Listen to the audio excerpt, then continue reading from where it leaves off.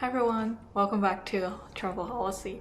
So many of you might thought about going to Japan, or a lot of the time when you think of visiting Japan, it's either Tokyo or Osaka. And this time we're telling you how to get around from Tokyo to Osaka, because a lot of time you probably hear people telling you to take the train or taking an overnight bus so then you can save a night at a hotel, or you could drive there for 5.5 hours, which is pretty exhausting. And this time we're taking you on a flight from Tokyo to Osaka, and it only takes an hour and a half.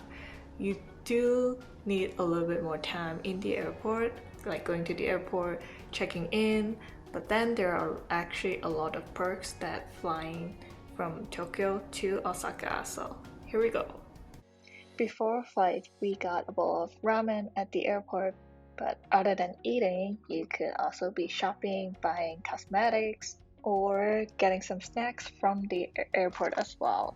This time we're flying with Starfly, which is a Japan domestic airline, and the seats are pretty comfy. It wasn't a big plane, but then the seats are actually pretty wide.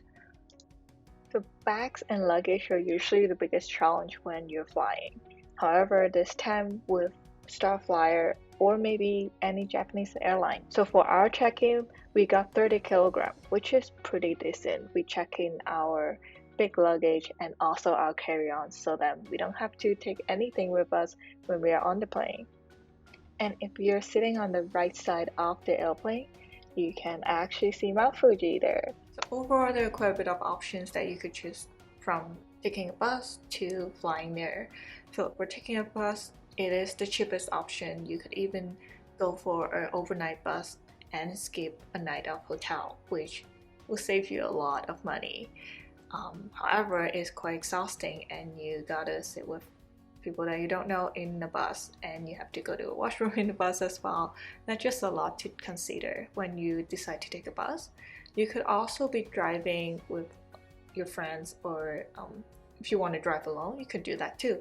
And you can actually stop by the smaller towns to visit, go try out their famous food, talk to the locals. If you know a little bit of Japanese, I recommend that actually. Otherwise, taking a JR is actually pretty expensive, I would say. You gotta experience how bullet train is. You can take a bento box on the train, and most of the people do that, and it's really good bento box as well. But then it just costs a little bit more.